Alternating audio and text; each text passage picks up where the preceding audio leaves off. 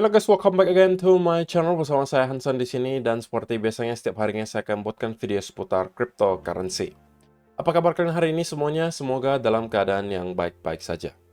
Teman-teman, di video hari ini saya akan membahas kenapa menurut saya hari ini kita bisa melihat Bitcoin untuk menentukan pergerakan besar berikutnya, apa yang menjadi penyebab hal tersebut bisa terjadi. Kemudian kita bakalan bahas juga secara price action kira-kira apa yang sedang terjadi dalam 24 jam terakhir. Diikuti juga beberapa data dan berita penting yang menurut saya perlu kalian simak. So, stay tune terus sampai akhir video. Sekarang kita bakal mulai dari CoinMarketCap terlebih dahulu. Per hari ini secara global market cap kripto berada di angka 1,66 triliun dolar atau naik sekitar 2,54%. Nah, di top 10 coin sendiri kita melihat semuanya dalam keadaan hijau, kenaikannya ranging antara 0, sekian persen hingga kurang lebih 17%. Dan Solana berhasil flip BNB menjadi urutan keempat dengan kenaikan 17,26%, sekaligus menjadikan dia sebagai top performer hari ini ke harga 97,72 dolar. So, itu adalah outlook sementara dari beberapa top coin yang ada. Sekarang kita langsung aja masuk ke beberapa data dan berita terbaru hari ini. Nah, pertama teman-teman, kita akan awali dengan kenapa menurut saya hari ini akan ada pergerakan besar lagi di Bitcoin. Karena hari ini kita akan kedatangan data yang menjadi highlight utama untuk minggu ini, yaitu adalah Core PCE Price Index dan juga PCE Price Index year on year. Dan keduanya sekali lagi diekspektasikan mengalami penurunan, teman-teman. Jika kita dapat melihat Core PCE dan juga PCE Price Index ini mengalami penurunan, terlebih lagi kalau penurunannya lebih signifikan daripada yang diekspektasikan, artinya di sini kan ekspektasinya 3,3 dan 2,8. Kalau katakanlah yang keluar justru 3,1, kemudian di sini 2,6, itu kemungkinan akan membuat market kembali rally, teman-teman. Dan kalau sebaliknya, kalau justru kita melihat ada sedikit peningkatan alias tidak sesuai dengan ekspektasi tetapi di arah kenaikan, artinya kita justru melihat misalnya core-nya stay di angka 3,5, PCE-nya stay di angka 3, atau bahkan melebihi angka sebelumnya, itu justru bisa menciptakan semacam selling pressure. Jadi, kenapa juga kita akan melihat pergerakan besar di Bitcoin hari ini? Karena juga dari segi price action. Berkaitan juga dengan tentunya apa yang bakal kita lihat malam hari ini, 20.30 waktu Indonesia Barat nanti malam. Nanti pasti akan ada pergerakan yang menurut saya bisa menentukan pergerakan besar berikutnya yang bakal kita bahas lebih detail nanti di chart gitu ya. Jadi intinya nanti malam kita kemungkinan bakal melihat ada sebuah tontonan yang menarik pukul 20.30 waktu Indonesia Barat.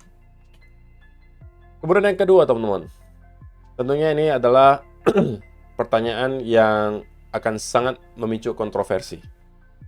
Apakah beberapa bulan dari sekarang kita akan melihat Bitcoin sudah berada di all time high yang baru? Kalau misalnya menurut TechDev ini bicara berdasarkan data historis gitu ya, it is interesting. Bitcoin is 2-month OBV is at new highs. Historically, it's mean a new all-time highs was no more than 2 months away, and a top was 6 to 10. Jadi teman-teman, menurut data yang ada nih, setiap kali indikator OBV ini membentuk high baru setelah kita masuk ke bear market, biasanya 2-3 bulan kemudian kita sudah akan membentuk all-time high yang baru. Jika di tahun 2017 kita hanya perlu waktu kurang lebih 2 bulan. Oke. Dan di tahun 2020 hal yang sama juga kita lihat. Ketika OBV sudah start untuk break ke high yang baru, 2 bulan kemudian kita melihat Bitcoin break ke all-time high yang baru. Dan mencapai topnya antara 6-10 bulan berikutnya. Kalau 2017 10 bulan, kalau 2021 kemarin 6 bulan. Nah, kali ini teman-teman, OBV juga sudah break ke area high yang baru atau puncak yang baru. Sehingga pertanyaannya sekali lagi, apakah dalam 1-2 bulan ke depan kita akan melihat Bitcoin untuk mampu break ke all-time high yang baru? Tentunya, apabila kita bisa melihat spot Bitcoin ETF itu di-approve di bulan Januari, maka bukan tidak mungkin ya teman-teman bahwa momentum ini akan terus terbawa, alias momentum positif ini akan terus terjadi dan kita mampu break ke all time high yang baru karena berita seputaran spot Bitcoin ETF itu di-approve, diikuti juga mungkin ada demand yang besar start untuk kembali masuk dari institusi, diikuti juga kalau misalnya kita berhasil untuk break ke all time high yang baru, maka saya yakin pasti akan ada FOMO di sana. Untuk orang-orang yang pertama masih berada di sideline, yang kedua untuk retail-retail yang kemungkinan sampai sekarang juga belum menyadari bahwa Bitcoin sudah mendekati all time high-nya lagi, itu kemudian juga berebut untuk masuk ke market. Nah, disitulah kita mungkin akan sudah melewati fase optimisme, kemudian diikuti beberapa fase lainnya, sampai pada akhirnya kita masuk ke fase euforia, yang biasanya akan menandakan akhir dari bull market kita kali ini, dan kemudian kita akan start untuk kembali membuat bear market yang baru. Oke, jadi kalau misalnya kita berhasil untuk melihat break all time high dalam 1-2 bulan ke depan, tentunya itu akan menjadi berita yang sangat baik untuk banyak sekali orang-orang yang sudah investasi start dari tahun 2022 kemarin, karena berarti harusnya kita sudah mendapatkan gains minimal 300-400% teman-teman. Terutama kalau kalian misalnya sudah start investasi dari angka 20-16 ribu dolar. Kita anggap 20 ribu deh gitu. Kalau kita berhasil mencapai ke all time high, maka itu sudah lebih dari 300% teman-teman. Oke, dan kalau kita mampu break ke all time high yang baru, nyampe ke 100.000, 120.000, maka itu bisa mendapatkan return 500-600%. Kalau misalnya kalian mendapatkan harga rata-rata di kurang lebih 20-an ribu dolar. Begitu ya. Dan yang terakhir teman-teman, ini berita terbaru lagi, hangat banget seputaran spot Bitcoin ETF. Just in, SEC just met with all spot Bitcoin ETF issuers and told them to remove any reference to in-kind redemption from their filings. Cash creates only. It's a done deal. Negotiating the finer details. Jadi teman-teman, disampaikan di sini rumornya adalah SEC telah bertemu dengan semua aplikan spot Bitcoin ETF dan memberitahu mereka untuk melakukan apa yang mereka mau, teman-teman. Apa yang SEC mau dalam konteks ini. Artinya masih ada revisi kecil yang perlu dilakukan sehingga sudah sesuai dengan kemauan SEC, dan ini menurut si Bitcoin Archive merupakan berita yang sangat baik, karena berarti jika kita sudah membicarakan soal detail-detail kecil seperti ini, maka harusnya berarti kesimpulannya adalah sebenarnya sudah akan di-approve, hanya saja masih ada yang perlu disempurnakan. Jadi makanya disampaikan di sini harusnya it's a done deal, harusnya udah approve, cuma pertanyaannya kapan aja diumumkan gitu. Dan ini masih ada revisi sedikit untuk detail-detail kecil. Sehingga ini sekali lagi memperbesar kemungkinan teman-teman bahwa kita akan melihat spot Bitcoin ETF itu di-approve di bulan Januari tahun 2024. Karena sekali lagi menurut sebagian besar analis, harusnya ketika di-approve, semuanya bakalan di-approve secara sekaligus. Karena tentunya SEC tidak mau bahwa ada salah satu yang kemudian menjadi yang terlalu dominan, sedangkan yang lain-lain yang di-approve belakangan, itu kemudian harus mencoba untuk merebut dari yang pertama di-approve. Gak mau. Jadi mending di-approve aja semuanya, sehingga tidak ada yang terlalu dominan, oke? Dan itu tentunya akan lebih sehat untuk market.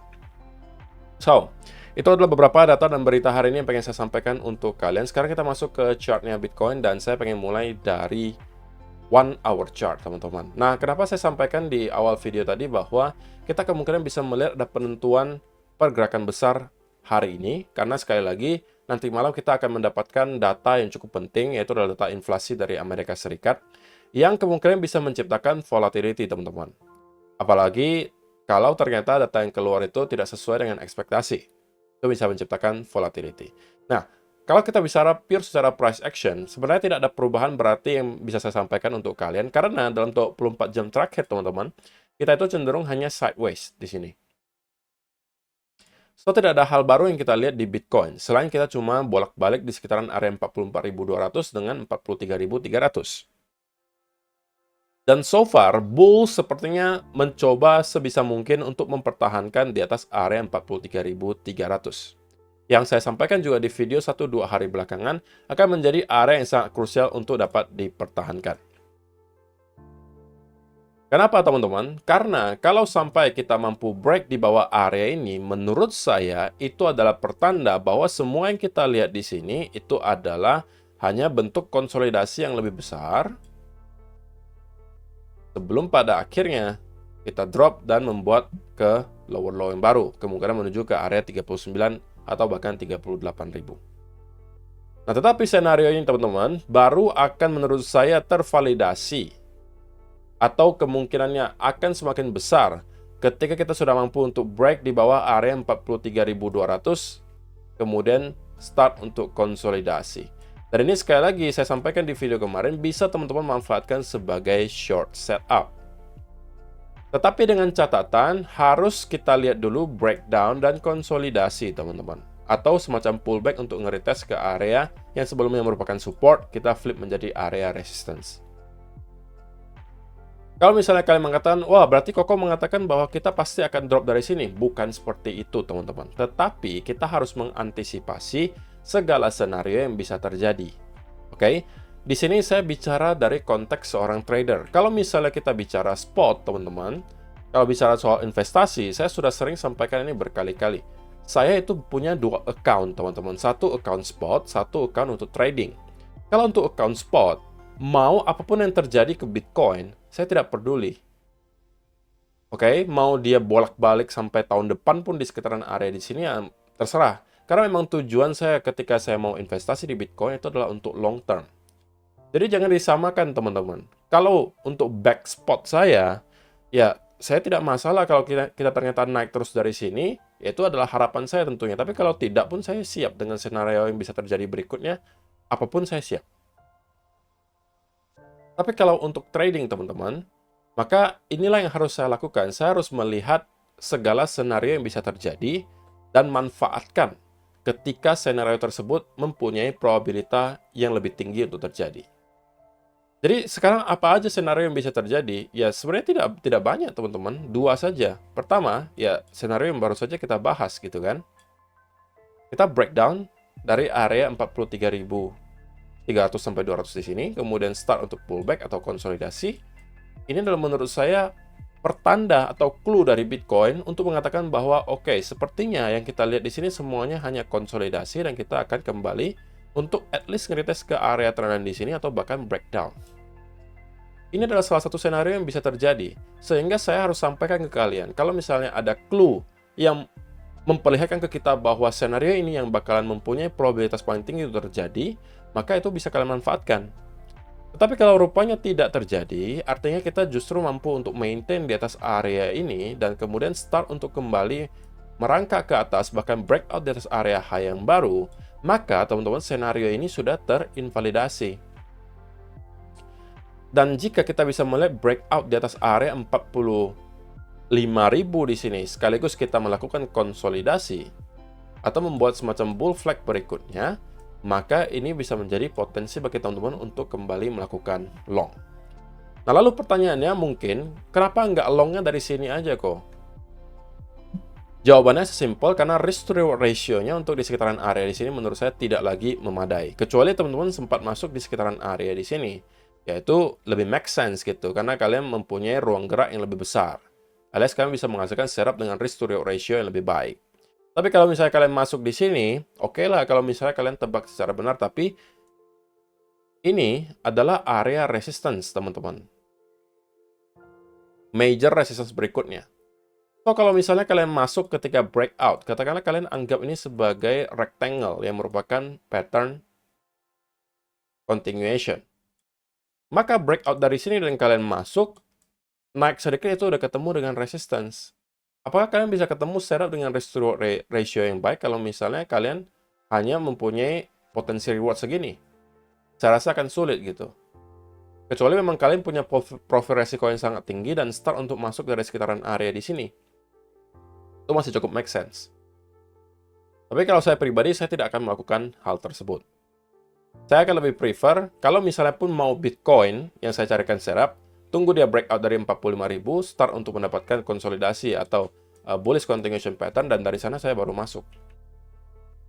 Tapi kalau sebelum kedua skenario tersebut terjadi, antara yang ini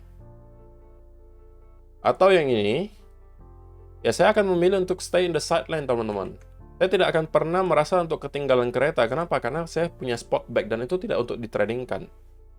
Kalau toh kita terus naik dari sini, ya saya juga cuan. Kalau toh kita turun dari sini, saya juga bisa manfaatkan. melalui akun trading saya. Oke, jadi kesimpulannya teman-teman, untuk hari ini, saya pengen melihat clue berikutnya dari Bitcoin, antara salah satu dari dua hal yang tadi kita sebutkan terjadi. Kalau misalnya salah satu dari dua skenario tersebut terjadi, maka saya akan manfaatkan accordingly. Oke, dan saya rasa sampai nanti malam kita masih akan melihat Bitcoin untuk stay di sekitaran area range di sini. Belum pada akhirnya ketika nanti Core PCE Price Index-nya rilis, kita kemungkinan bakalan bisa melihat pergerakan besar berikutnya. So, saya rasa itu aja yang perlu saya sampaikan di video hari ini, teman-teman. Terima kasih untuk kalian yang sudah menonton sampai selesai. See you in the next video. Bye-bye.